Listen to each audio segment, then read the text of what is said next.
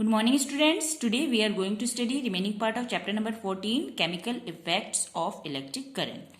So पिछले period में हमने पढ़ा था कि किस तरीके से जो टेस्टर है उसमें जब हम अलग अलग तरीके के सॉल्यूशन में टेस्ट करते हैं तो हमें ये पता चलता है कि किस सॉल्यूशन में इलेक्ट्रिसिटी कंडक्ट होती है और किस में नहीं होती है।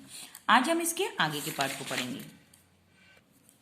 In 1800, a British chemist William Nicholson had shown that if electrodes were immersed in water and a current was passed, bubbles of oxygen and hydrogen were produced. तो 1800 में ब्रिटिश केमिस्ट विलियम निकोलसन ने एक test किया और उन्होंने क्या test किया, उन्होंने इलेक्ट्रोड्स को किसमें इमर्स किया, किसमें डुबाया, वाटर में, और उसमें से करंट पास किया और उन्होंने देखा कि उसमें ऑक्सीजन और हाइड्रोजन के बबल प्रोड्यूस होते हैं।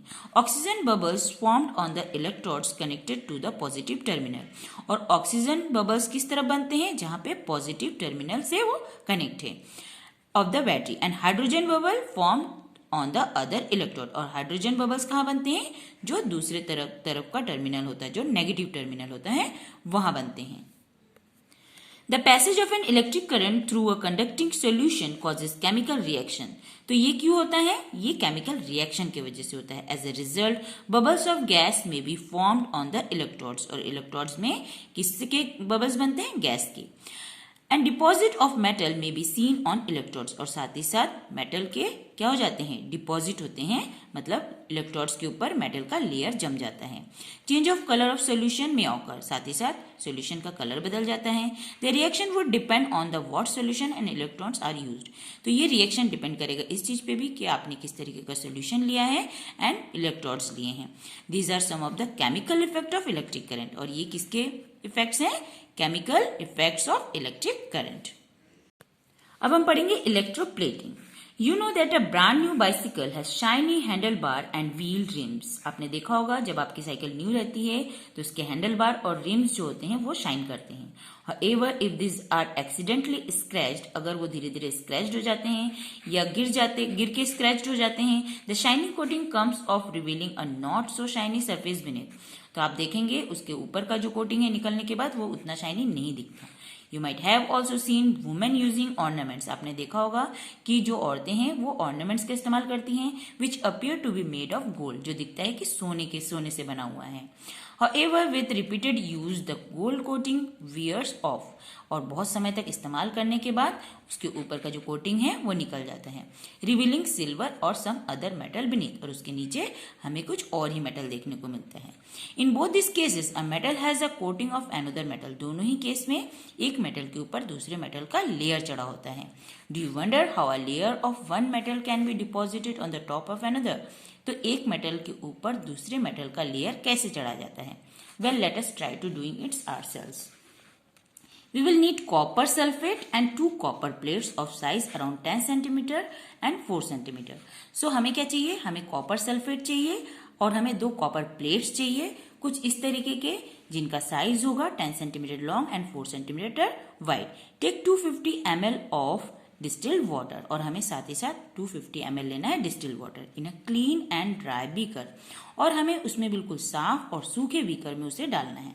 Dissolve 2 teaspoonful of copper sulphate in it, और उसमें 2 चम्मच कॉपर सल्फेट मिक्स करना है। Add a few drops of dilute sulphuric acid to copper sulphate solution to make it more conducting, तो उस सोल्यूशन को ज्यादा कंडक्टिंग बनाने के लिए हम क्या करेंगे, उसमें कुछ बूंदे मिला देंगे डिल्यूट सल्फ्यूरिक एसिड की। Clean copper plates with sandpaper, copper plate को हम सैंड पेपर से क्लीन करेंगे।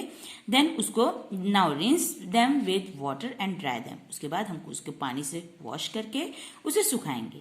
Connect the copper plates to the terminal of a battery and immerse them in copper sulphate solution, कुछ इस तरीके से हम उसे बैटरी और वायर के थ्रू कनेक्ट कर देंगे और उसे उस सोल्यूशन में डिप कर देंगे। Allow the current to pass for about 15 minutes, और उसमें लगभग 15 मिनट तक करंट को पास होने देंगे। Now remove the electrodes from the solution and look at them carefully, अब हम उसमें से निकाल देंगे और हमें उसमें जो चेंजेस होंगे उसे ध्यान देना है। Do you find any differences in any one of them, do you find a coating over it, क्या आप किसी में भी कुछ अंतर देखते हैं, क्या किसी के ऊपर कोई कोटिंग चढ़ा हुआ है। What colour is the coating, और चढ़ा है तो कोटिंग का कलर क्या है।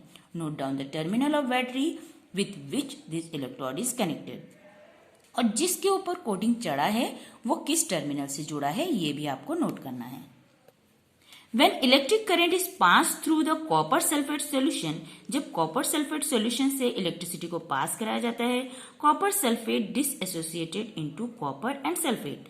तो कॉपर सल्फेट क्या हो जाता है, कॉपर और सल्फेट डिसएसोसिएट हो जाता है, दोनों अलग अलग हो जाते हैं.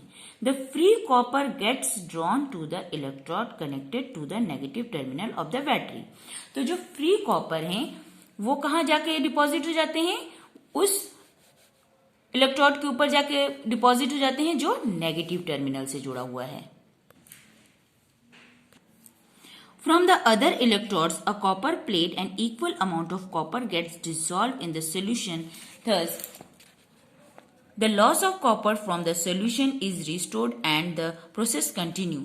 तो हम धीरे धीरे उसमें जो कॉपर सल्फेट है उसको मिक्स करते जाएंगे तो कॉपर क्या होगा, डिसोसिएट होकर कंटिन्यूअसली इसके ऊपर लेयर चढ़ाता जाएगा. This means that copper gets transferred from one electrode to the other. इससे हमें ये पता चलेगा कि कॉपर जो है एक प्लेट से डिसएसोसिएट होके दूसरे जो नेगेटिव टर्मिनल वाले साइड में जुड़ा है उसके ऊपर लेयर बनके जम जाएगा. The process of depositing a layer of any desired metal on another material by means of electricity is called electroplating. तो इस तरीके से इलेक्ट्रिसिटी के मदद से जब किसी एक मेटल को दूसरे मेटल के ऊपर चढ़ाया जाता है, लेयर चढ़ाया जाता है, उसे हम क्या कहते हैं, electroplating. It is one of the most common application of chemical effect of electric current. तो ये ऐसा एक एप्लीकेशन है जिसको मोस्टली यूज किया जाता है. Electroplating is a very useful process. It is widely used in industry for coating metal object within a thin layer of different metal. तो इसका इस्तेमाल इंडस्ट्रीज में बहुत ज़्यादा किया जाता है.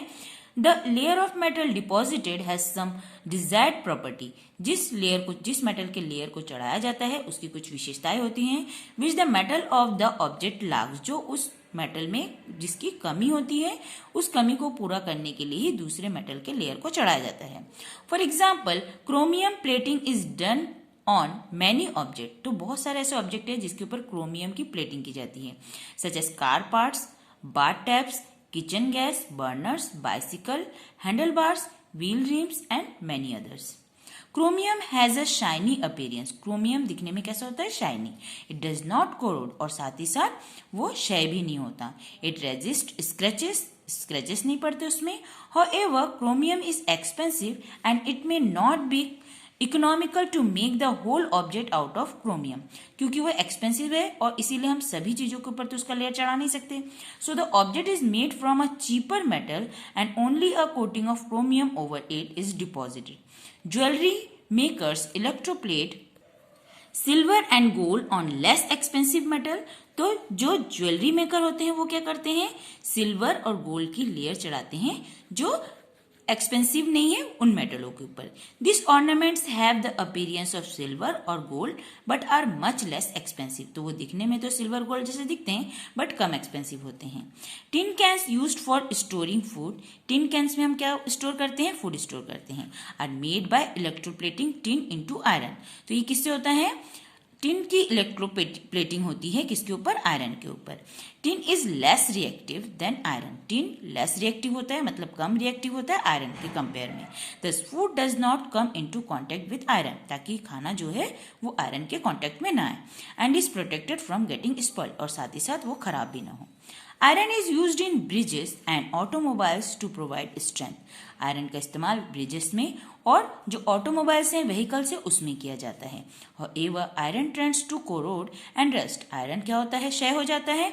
So a coating of zinc is deposited on iron. इसीलिए आयरन के ऊपर जिंक की कोटिंग की जाती है to protect it from corrosion and formation of rust. ताकि उसके ऊपर रस्ट फॉर्म नहीं हो और उसका क्षय भी नहीं हो. सो आज हमने इस चैप्टर को पूरा स्टडी कर लिया है. आज आपको इस चैप्टर को 2 टाइम रीड करना है और इसके एक्सरसाइजेस फिल करने हैं और इसके जो क्वेश्चन आंसर है वो मैं आपको सेंड कर दूंगी. आपको अपनी कॉपी में लिखना है और लर्न करना है.